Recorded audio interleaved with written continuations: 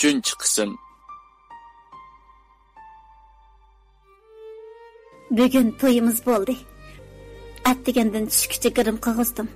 Tushdan keyin so'ringa ep kelindi. Do'stlar o'ynaylik, hech kim chetda qolmasin. Kelinglar do'stlar o'ynaylik, hech kim chetda qolmasin. Ko'zim hamma jo'ziga tikildi. Biroq Dilshatni hech yerdan ko'rolmadim. Ko'nglim nemish qildi, uni yana bir ko'rib olishni umid qilardi. Oxiri to'y ko'chadigan vaqtda shunda qattiq sig'ladimki, xuddi Dilshatni endi menga ko'rolmaydigandek, uni menga unutolmaydigandek bir xil hissiyat meni o'z iskanchisiga elib olgan edi. Uzun o'tmay men ko'chirib kelindim. Qiynanam yugurib kelib, mening ro'molimni echib, peshonamga birni suyib qo'ydi. Shunda qilib, ko'nglim yerim holda bu to'yni o'ngishli o'tkazib oldi. To'y kechasi men Hamidga mundaq dedim. Men sizni tushunmayla to'y qildim. Shuning uchun bir mazgil sizni tushunib bo'lguncha, men siz bilan birga yetishga qarshi turaman. Buningga boshqa fikringiz yo'q-ku? Boshqa fikrim yo'q. Undaq siz karvat yeting, men yerda yotay. Uni undaq debmi o'ylabmi baxmagan edim. Maqsadim, men har qanday bahona sabab bilan uni yenimga yaqin yo'latmay, uningdan ajrashib, Dilshat bilan yarashib olish edi. Biroq bu planim amalga oshmadi. Arliqdan 15 kun o'tmay qiynanam bu ishni ko'rib qoldi. Hamid bu ishga shundaq dedi. Opa, bu mundaq ish. Biz birga uxlayotgan Barno bilan bir ishni talishib qoldik. Shuning bilan uning butnab yerda yetib olgan edim. Sen yolg'on aytma. Sen azaldan bizga botmaydigan xuya asli bola emas. Cho'qim bir gap bor bu yerda. Men uning meni bunda qo'g'daydiganligini o'ylabmi boqmagandim. Men har qitim tamoq etib bo'lganda, u o'lgiribli keladi. Garchi tamoqni o'qishtirib etamsam, u tunji bo'lib o'xshabdi deb maqtaydi. Tamoq qatisini yuvanda bo'lsa, menga tang yuvishib beradi. Bundaq amraqliqni qiynanamni doim xafa qilib qo'yadi. Bugun o'ylabmi boqmagan bir ish yuz berdi. Uxlab etib yerim kechada Dilshatning ismini atab uyg'onib ketdim. Hamid buni anglab, mendan Dilshatning kimligini so'radi. Men deb bermadim. Arliqdan 3 kun o'tganda menmi esimda yo'q qiynanam boyada mundaq deb saldim. Dilshat, bugun opam kelib ketinglar deb telefon qildi ekan, berib kelandik. Kim o Dilshat degan? Qiynanam shundaq deb so'ragan edi. Duduqlab qoldim. Men nimandaq döt. Har qitim Hamidni ko'rsam, Dilshatni ko'rgandek bo'lib qolib Men uni sig'indigan, uni yoshirin aslaydigan bo'lib qoldim. Shundaq kunlarning birida u mendagi parishonlikni ko'rib, idorasidan ruxsat so'rab, meni sayohatga olmoqchi bo'ldi. Rostini aytsam, men buningdan intayin xushal bo'lgan edim. Shunda qilib, men Hamid bilan sayohatga bordim. Sayohat jarayonida men qilchilik xushallikni sezamadim. Ko'kdek osmon, sepsizlik daryosi, yap-yeshil yoyloqlarni diqqatimni tortmadi. Yiroqdan bir qip-qizil laglak osmonda uchib o'tadi. Dilshat laglak uchirishga usta edi. Men xayolimda u kishining Dilshat ekanligini o'ylab, u tarafga kuchab yugurdim. Afsus, yetib borganimda u kishi Dilshat emas edi. Nadan paydo bo'ldi-kin, Hamid yetib kelib, nimish bo'lganligini so'radi. Men eshitdim demadim. Hamid mening chiroyimdagi parishonlikni ko'rib, ortiq gap qilmadi. Atsi yayloqqa bordik. Yiroqdan birisi ot minib kelyotdi. Shu an xayolimda Dilshat aks etdi. U menga o'zining ot minalaydiganligini aytgandi. Yugurib, uning kelish yo'lida saqlab turdi. U yaqinlab kelganda bo'lsa, Dilshat emasdi. Hamid mendagi xushallikning nima ekanligini bilmadi. Yiroqlab ketayotgan ot mingichiga qarab turib qoldi. Shunda qilib birdilla havo o'zgarib, yomg'ir yig'ib ketdi. Hamid qo'limni tutib, meni elib yugurib maqmoqchi bo'ldi. Biroq men qaqqan qo'ziqdek joyimda jim turib oldim.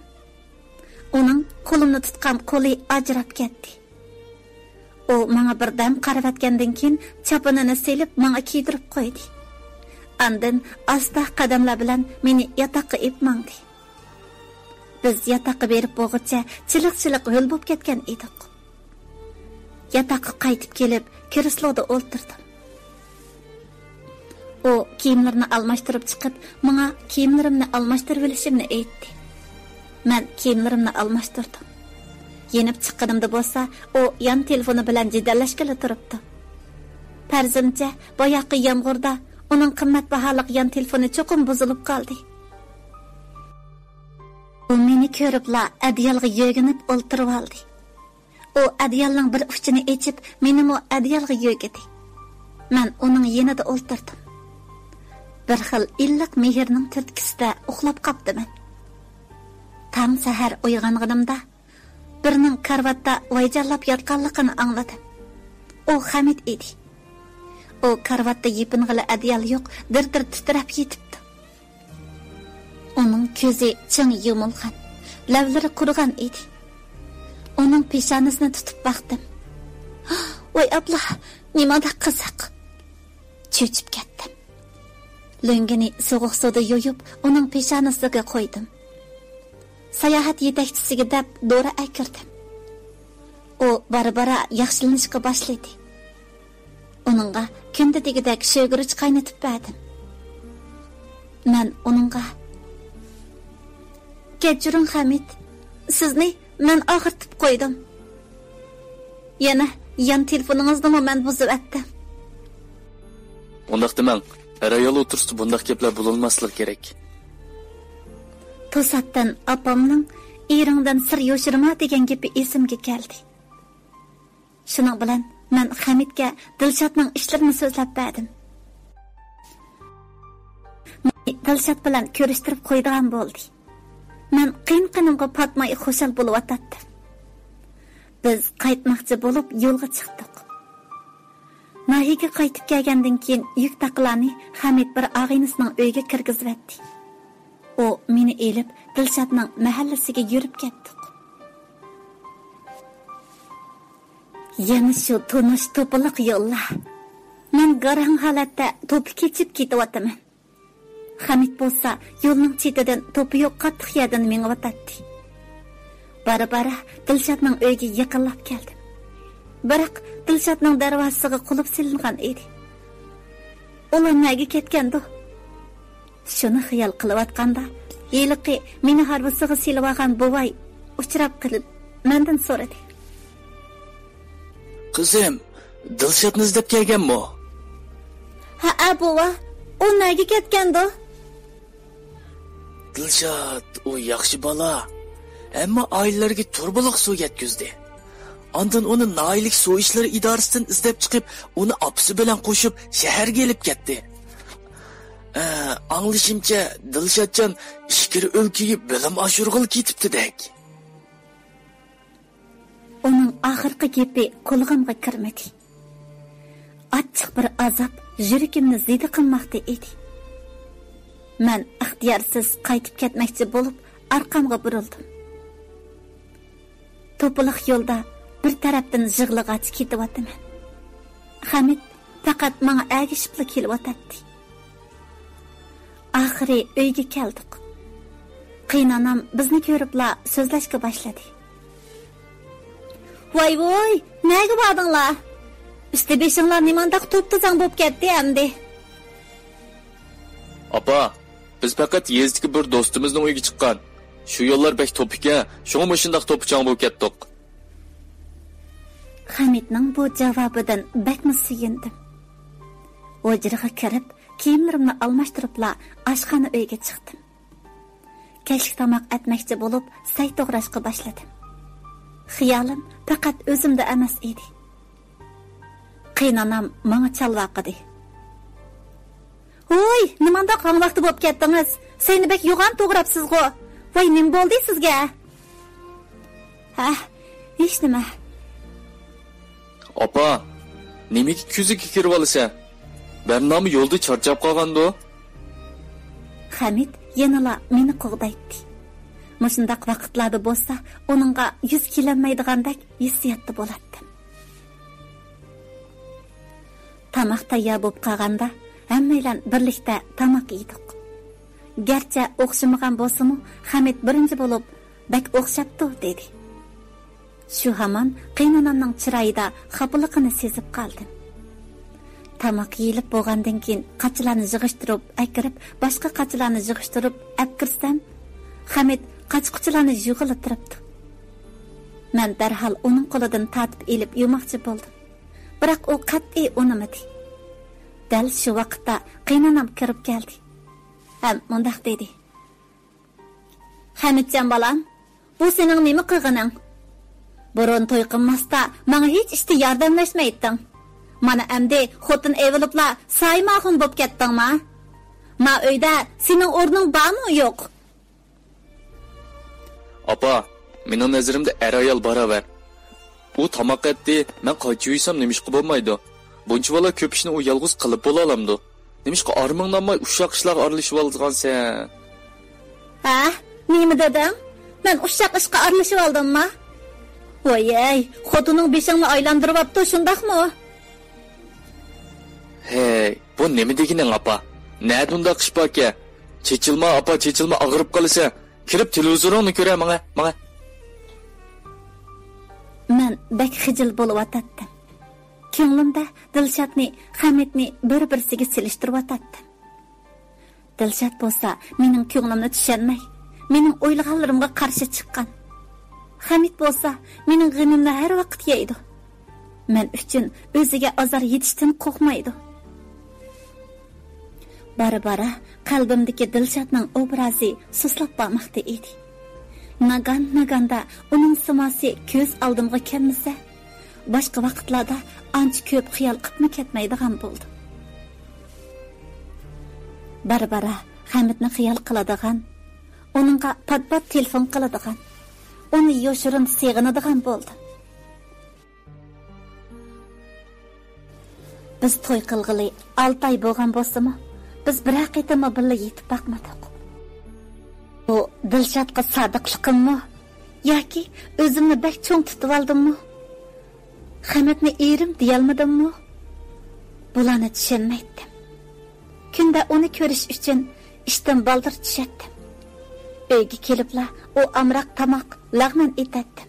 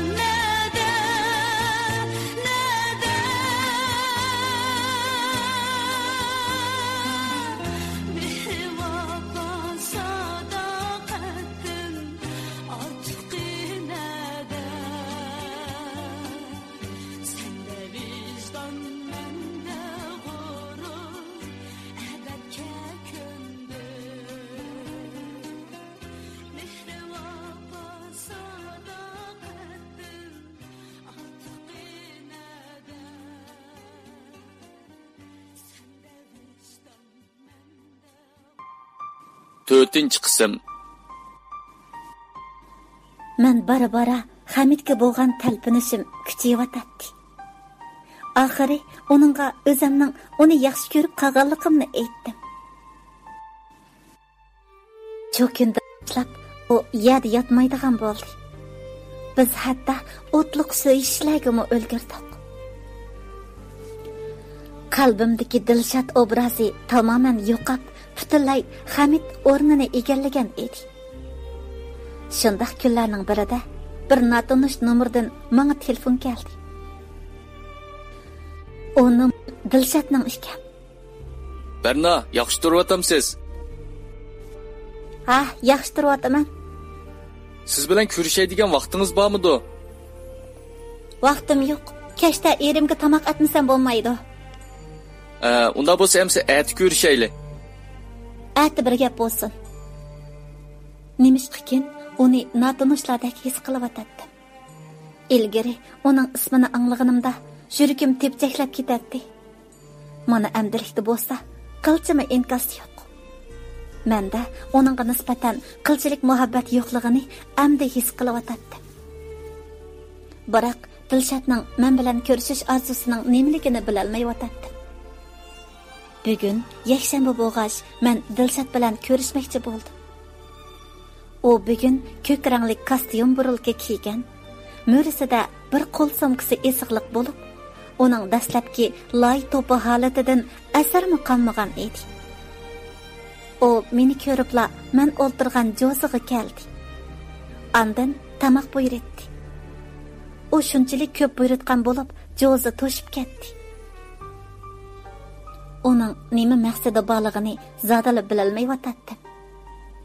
U tamoq shirasiga sumkasini qo'yib, og'zini ochib, men tarafga surdi. Andan menga: "Mana bu 100 ming yuan pul. Endi eringizdan ajrashib, mening qishim qaytib keling. Men siz ko'zlagan nishonga sizni yetkazaman. Dastlab siz mush pulni deb meni tashlagan, meni sahrolik deb yaratmagan.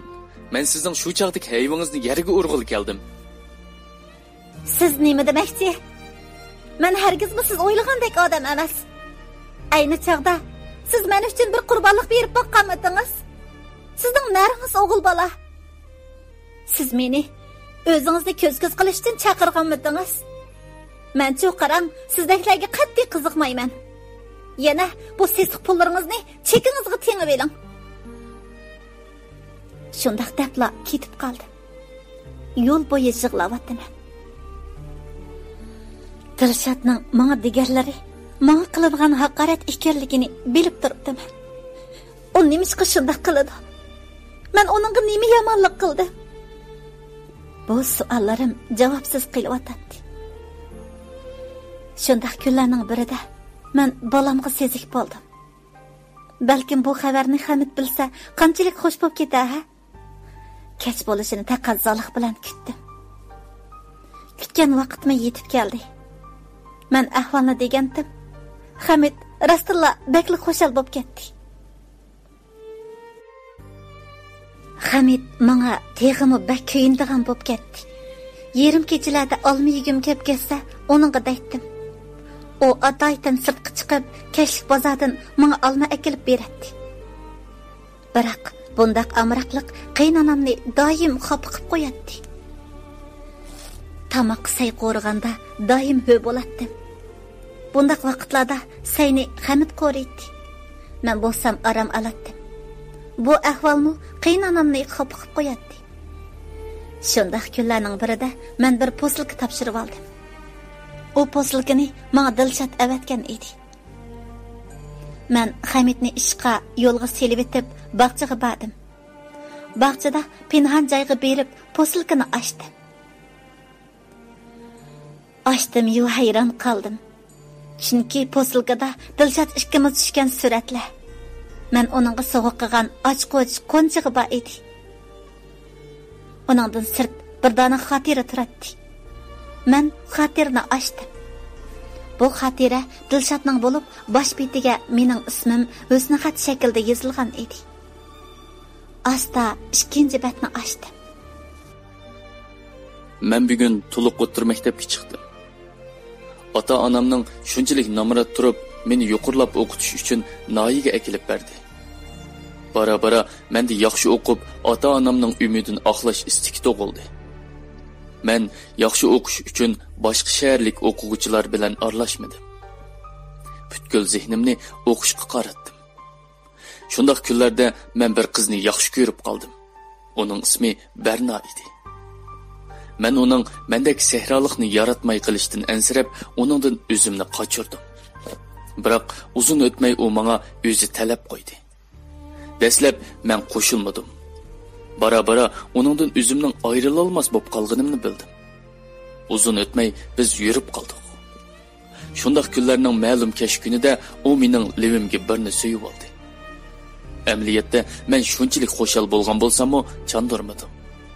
Keyin dadamning o'limi bilan oliy maktabda o'qiy olmadim. Bernamu men sabablik o'qimasligi meni beorom qiladi. Biroq u gapida ching turib oldi. Shunda qilib u o'qimadi. Menmi o'qimadim. Men to'pi bosgan yezamga qaytib keldim. Dadamning amalga oshmagan orzusini davomlashtirish qaroriga keldim. Bernaning men sabablik jafo tortishni xohlamadim. Shuning uchun uning azor berdim. Har qitim meni izlab kelganida qasdan uni xafa qildim. U har qitim yig'lab manganida mening yuragim shunchalik og'irdi. Menmo qattiq azoblangan edim. Berna opam bilan ko'rishib, uyiga elchilik berishni o'tinibdi.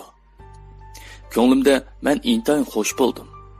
Yana bir tarafdan ansiradim. Yana bir tarafdan uning men bilan to'y qilib jafoda qilishini xohlamadim.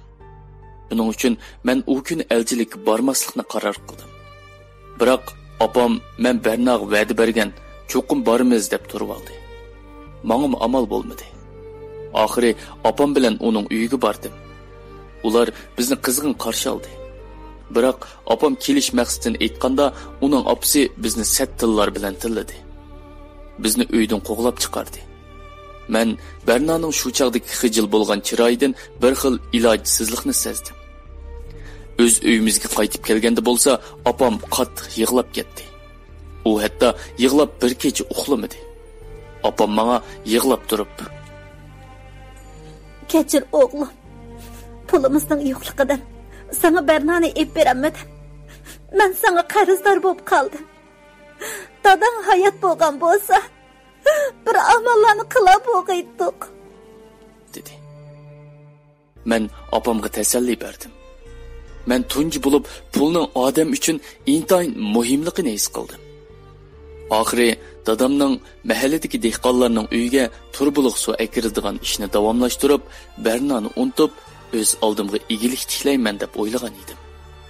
Shu kundan boshlab men armay talmay ishladim. U meni yana izlab keldi. Bu qitim u atay to'y xiti alg'ili bordig'ini, u men bilan yiroqlarga ketkusi borligini aytgan bo'lsa-mu, men qat'iy qo'shilmadim va uningga baxt tilaydiganligimni aytdim. U shu chaqda bo'ynimga gira silib qattiq yig'ladi. Mening ko'zimga yig'i kelgan bo'lsa-mu, mushtimni qattiq tugib, levimni tishlab uningga bildirmadim. Hamda uni ittirib etib, ishimga oldirab ketib qoldim. U keynimdan meni chaqirdi. Meni yaramaz, ahmaq deb tilladi. U ho'ngrab yig'lasimi, keynimga qarab qo'ymadim. Chunki ko'z yoshlarim taramlab tushayotdi. Ko'z yoshlarimni uni ko'rib qolmasligini umid qildim. U ketdi. Shu kundan boshlab biz ko'rishmadik. Zehnim quduqdan suv chiqarishdi edi. Shunda qilib Berna to'y qildi. Men u kuni tomoqni yemadim. Barcha azoblarimni ikki belikimga yig'ib jafoliq ishladim. Chekamdan tomchi ter quyulatdi. Oxiri kechqurun suv chiqdi. Men darhol kishilarga xabar qildim. Qo'lma-qo'l eriq chepish, turba o'rnatish, suv sayt o'rnatish qatorliq ishlarni tamomladik. Tugmaginni kech soat 12 gacha qo'lchiroq yondirib ishni tamomladik. Atsila bizni kanit komitetidan chaqirdi. Sekretar o'z qo'li bilan maydamga gul taqidi. Ham meni bag'riga besib, peshonamga suyib qo'ydi. Men bekmi xo'shal bo'la olmadim. Chunki Berna ko'z oldimdan ketmaydi. Shunda qilib, Noilik suv idorasidan chiqib, biz chiqargan suvning besimini o'lchidi. Quduq atrofini simnutdan qildi. bir oygacha uyma-uy kirib suvni tekshirdi. Ondan opam bilan menga maslahat soldi. Dilshodjon yosh, chidamcha yigitkan. U bola kentga zoyi ketadi. Shunga uydagi sota-sotqiliqni setib, biz bilan birga kessalar. Biz idoradan kichik bo'lsin uy berayli.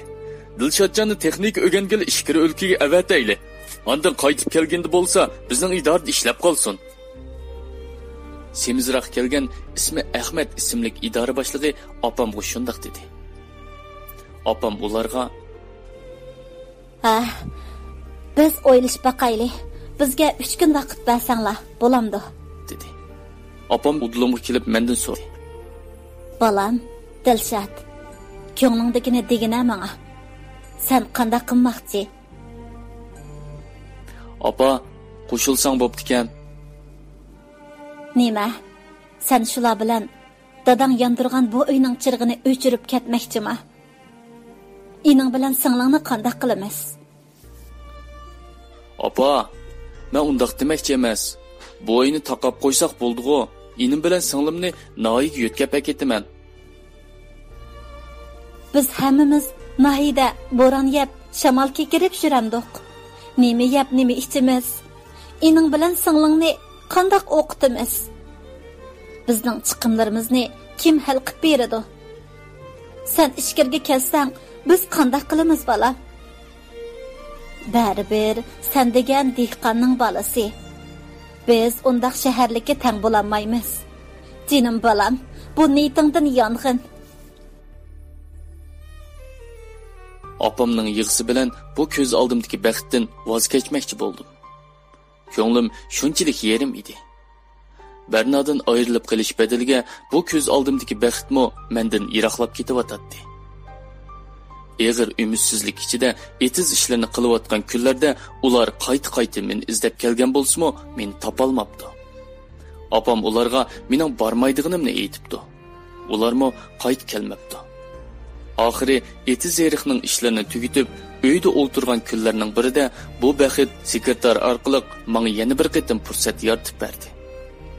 Sekretar opamga tarbiya ishlash orqali bizning yemak-ichmak chiqimlarimizni kanit komitetidan hal qilib berdigan bo'ldi. Gerçi opamning nahiyaga borgusi bo'lmasa-mo, amalsiz sotadiganni setib, oladiganni elib nahiyaga ko'chib keldik. O'ltirdigan uyimiz oppoq oqartilgan chiroyli bino uy edi. Oxiri bizning yangi uyimiz bor bo'ldi. Tushdan keyin maktab bilan aloqalashib, inim bilan singlimni ko'chib keldi. Bu ishlarda boshdan oxiri Ahmad akam bizga bosh bo'ldi. Men uningdan to'liq minnatdor bo'ldim. Men aeroplanda o'ltirib baxmagan. Tunji bo'lib, bugun aeroplanda o'ltirib, poytaxtimiz Beyjonga qarab uçdim. Ko'zni yumib ochqichi bo'lgan bir soatlik parvoz qilish ostida Beyjonga tushdim. Qatar silingan binolar, kengri silingan asfalt yo'llar, mig'ildab yurgan odam to'pi, har xil shakldagi mashina, o'tishmi ko'riklar bu shaharning go'zalligiga yo'sin qo'shib turadi. Men bir taksiga chiqib, men o'qiydigan maktabning adresini berdim. Mashina bir oz mangandan keyin Tiananmen maydoniga keldi.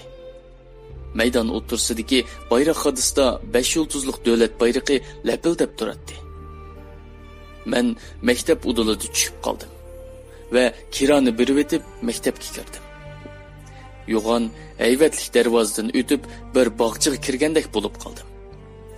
Qatar ketgan dal-daraxtlar, o'ppida echilgan gullar, maktab ichidagi yog'och o'rindiqlar ixtiyorsiz odamning maylini o'ziga tortadi. Shunda qilib, men bu maktabda 1 yil suv ishlar texnikasini o'rgandim. Bu jarayonda Wang Hao ismli bir Hanzu yo'ldosh bilan tanishdim. U Beyjinglik bo'lib, mashina rimnutxonasi bor edi. Ba'zi vaqtlarda o'qishdan sirt mashina rimnutchiligini o'rgandim. U o'rganish bosqichidami menga oylik pul beradi. Bara uning bilan yaqin do'stlardan bo'lib ketdik. U yaxshi yigit edi.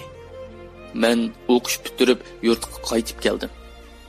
Inim bilan singlim maktabda yaxshi o'qib etibdi. Opammo obdan turibdi.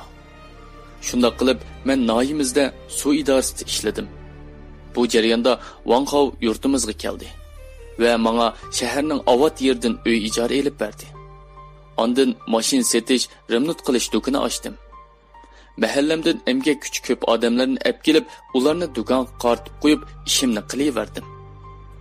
6 oyga yetmagan vaqt ichida menmi ko'p pul topdim. Tunji bo'lib Bernani izlash xiyoliga kallamga kirib oldi. Shu jarayonda o'zimni bir ko'rsatib qo'yish uchun Bernani izlamoqchi bo'ldim. Uni topdim. Biroq u o'zini mendan qochirdi. Oxiri biz yuz ko'rishdik. Men uni ko'rgandagi hissiyotimni til bilan tasvirlab bera olmayman. U ozroq o'ruqlab ketibdi. Sababini so'rsam, u homildor ekan. Endi bizning ishimizga eg'iz ochqil bo'lmaydiganligini tushunib yetdim. Biroq yana uning oldiga pul qo'yib, erdan ajrashib ketishni aytdim. U qo'shilmadi va ochiqlab ketib qoldi. Men bo'lsam, yakki yegani o'ltirib qoldim. Oxiri bu xotirni Bernaga avatishni o'ylab qoldim. Chunki Berna haqiqiy ahvolni bilish kerak deb o'yladim. Dilshod Berna bilan to'y qilamdi. Hamid qanday qiladi? Diqqatinglar, asarning davomida bo'lsin.